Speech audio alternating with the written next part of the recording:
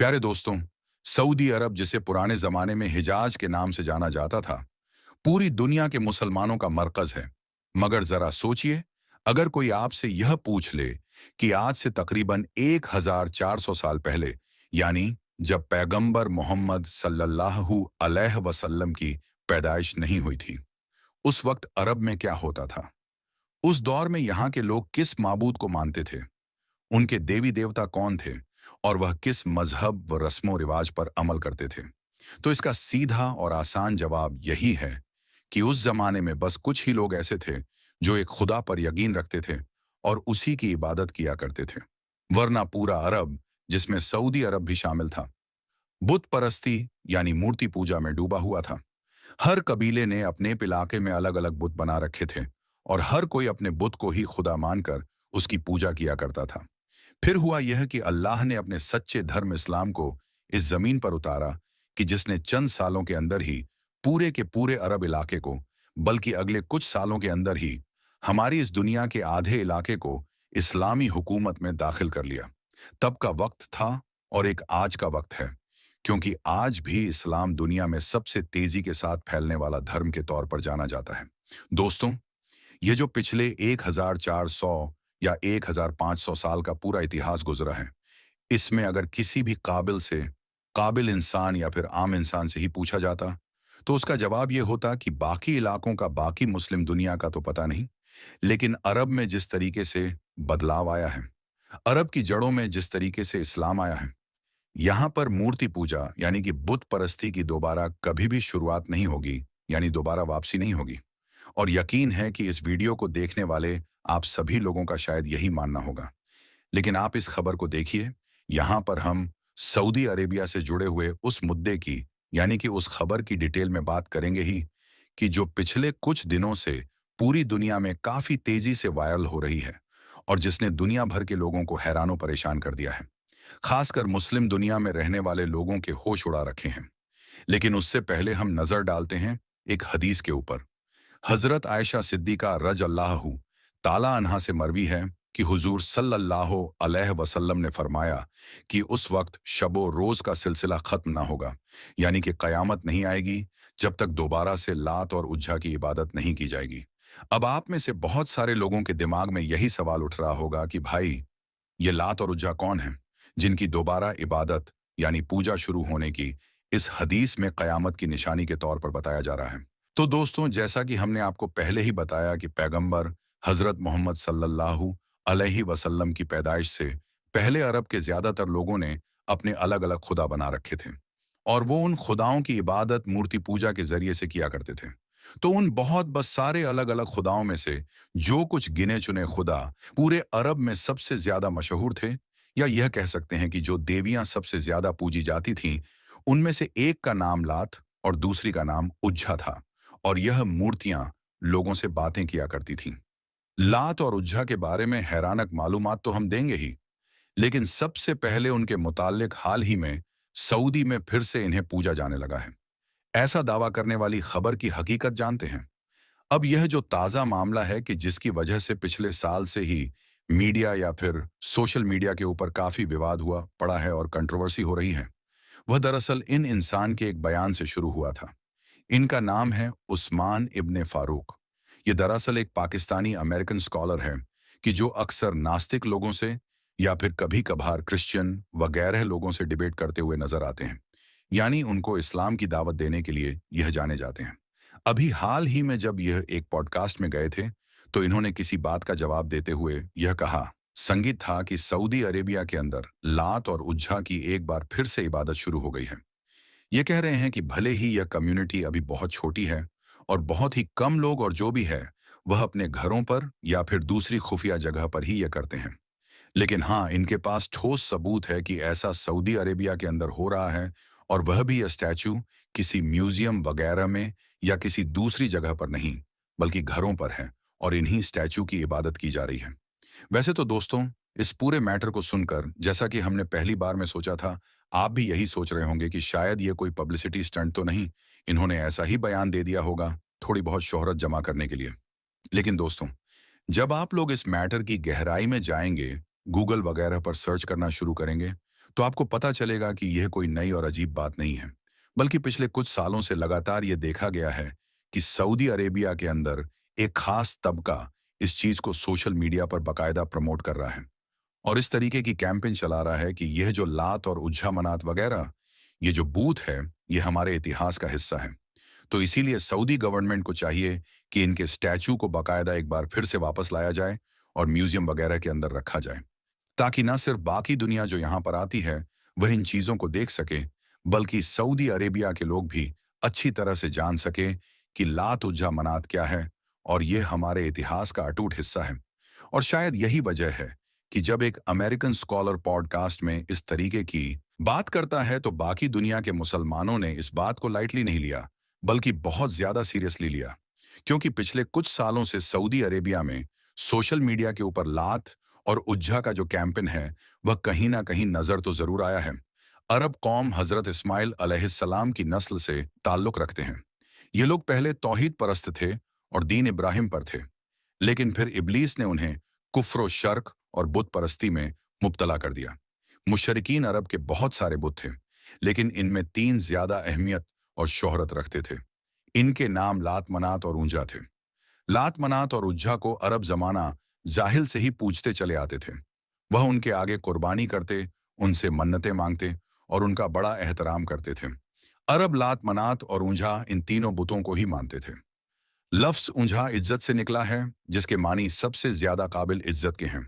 मशहूर अरब कबायली बनु कुरैश, बनु सलीम, बनु अतफान, बनु स्कीफ, बनु कनाना, ओसो खज ऊंझा देवी की पूजा किया करते थे। इतिहासकारों ने लिखा है कि लात मनात और उज्जा तीनों बहनें हैं, जबकि कुछ ने लिखा है कि लात और मनात बहनें हैं, जबकि उज्जा इन दोनों की मां है।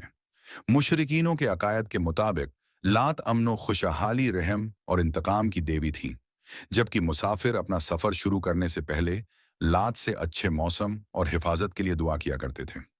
लात के तमाम बुतों में देखा गया कि उसके एक हाथ में खजूर की शाख होती थी और वह एक शेर पर सवार रहती थी, जिसे अरब असद उलाद कहते थे। मनात को किस्मत, दौलत, इज्जत और मौत की देवी माना जाता था और कुरैश इसको बहुत ज्यादा अहमियत देते थे। कुरैश खाना काबा के गिर्द तवाफ के दौरान इन बुतों का नाम लगाकर नारा लगाया करते थे। दरअसल लात, मनात और उज्जा के तीन बुत खाना काबा में भी रखे हुए थे, लेकिन यह सिर्फ अलामती बुत थे। असल बुत जिनके मंदिर बने हुए थे वो जाते अर्क के इलाके में थे, जहां अरब के दूर दराज के इलाकों के लोग आकर उनकी पूजा किया करते थे और चढ़ावे चढ़ाते थे। इन बुतों के सामने कुर्बानी गाहें भी थीं, जहां जानवरों को ज़िबाह किया जाता था। अरब ये मानते थे कि यह देवियां नाउज़बिल्लाह अल्लाह की बेटियां हैं। अस्तगफिरुल्लाह। अरबों के नजदीक ऊंझा इज्जत, हिफाजत, नस्ल में बरकत, हुस्न, जज्बात और मोहब्बत की देवी थी। दरअसल इन बुतों के साथ तीन शैतानी चुड़ैल थीं। ये शैतानी औरत थी, यानी मादा शैतान, यानी जिन्नी। इन बुतों की देखभाल और लोगों को इनकी हिफाजत के तरीके सिखाने के लिए मंदिरों में पुजारी होते थे, जो लोगों को गुमराह करते और इसके एवज बुतों पर चढ़ावे की चीजों को खुद समेटते थे। ऊंझा का यह बुत खराज नामी एक बस्ती में था। यह एक शानदार मंदिर था। मंदिर के सामने थोड़े फासले पर झाऊ के तीन दरख्त थे। अरबी में इन दरख्तों को असल कहते हैं। ये एक सहराई दरख्त होता है जो उजाड़ और बंजर सहराई में पैदा होता है। झाव के इस दरख्त पर उज्झा का बसेरा था। इस बारे में किसी को भी इल्म नहीं था कि उज्झा की जिस बुत की पूजा की जाती है वह शैतानी ताकत है जो इस दरख्त पर रहती है।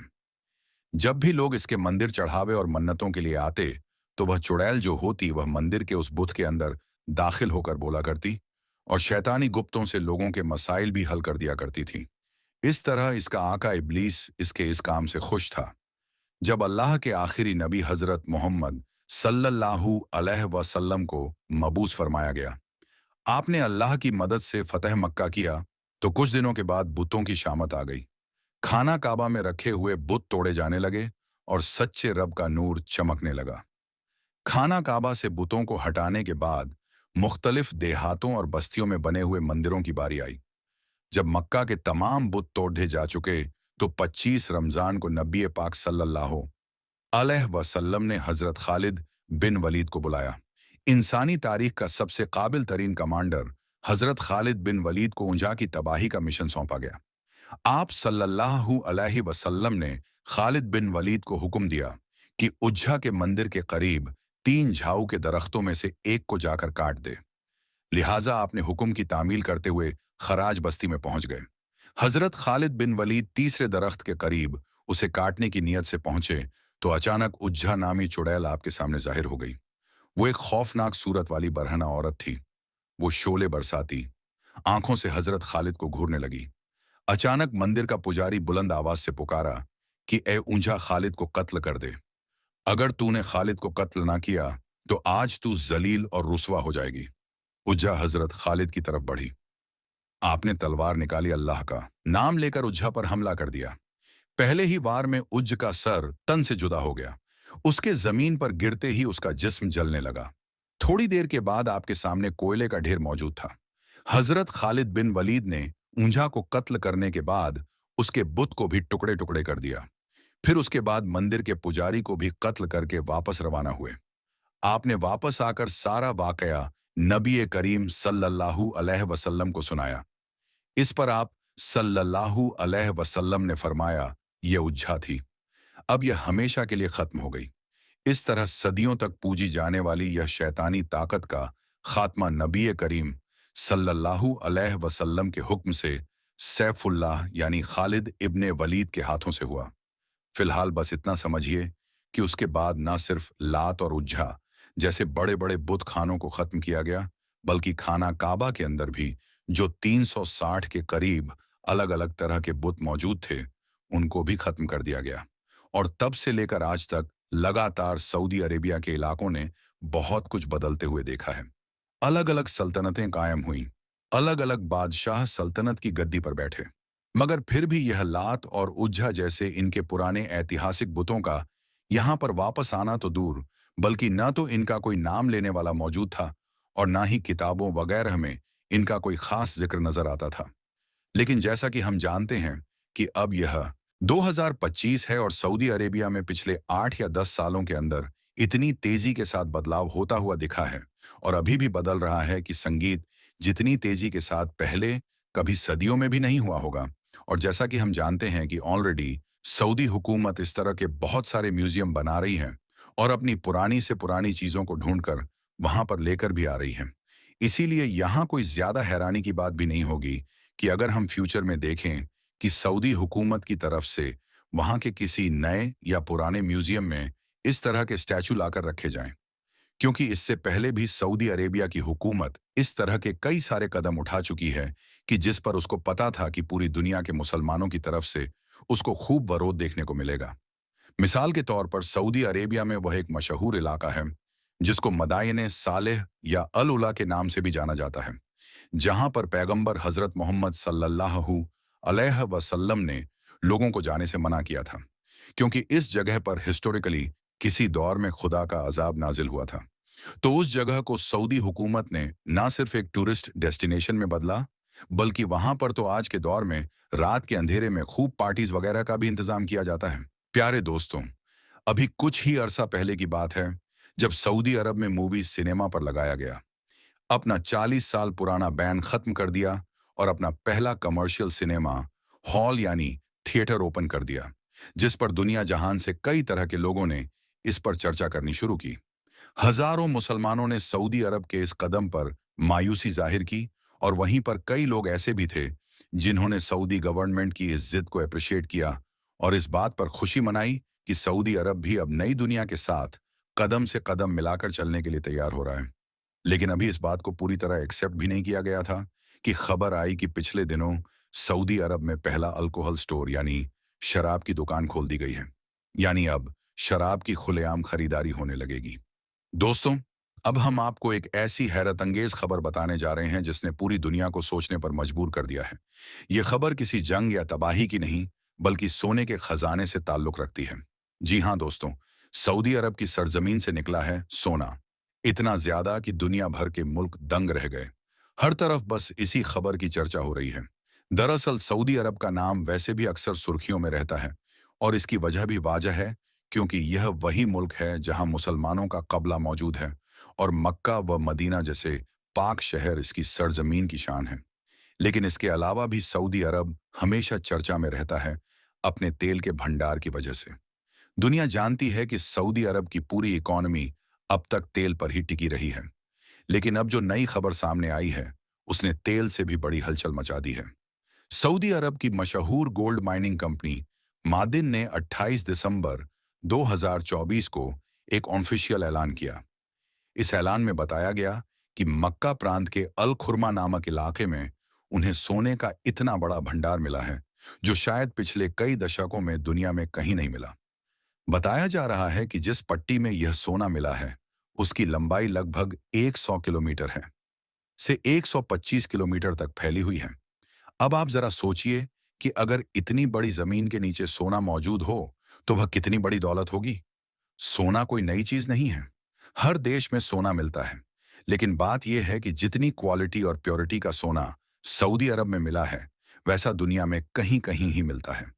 यही वजह है कि दुनिया की नजरें अचानक सऊदी अरब की तरफ घूम गई हैं। ये जान लेना भी जरूरी है कि सऊदी अरब का नाम पहले से ही उन टॉप 20 देशों में आता है जिनके पास सबसे ज्यादा गोल्ड रिजर्व मौजूद है, यानी उनके पास पहले भी सोना था। लेकिन अब जब इतनी बड़ी खोज हुई है, तो आप अंदाजा लगा सकते हैं कि आने वाले वक्त में सऊदी अरब का रुतबा और ऊंचा हो जाएगा। अब सवाल यह है कि यह सोना मिलने का मामला इतना बड़ा क्यों है। उम्मीद करता हूं कि आज का यह वीडियो आपको अच्छा लगा होगा। पसंद आया हो तो इसे दिल से एक लाइक जरूर कर दें और मेहरबानी करके इसे शेयर भी कर दें, ताकि और भी लोगों तक यह वीडियो पहुंच सके। आपका वीडियो देखने के लिए बहुत बहुत शुक्रिया।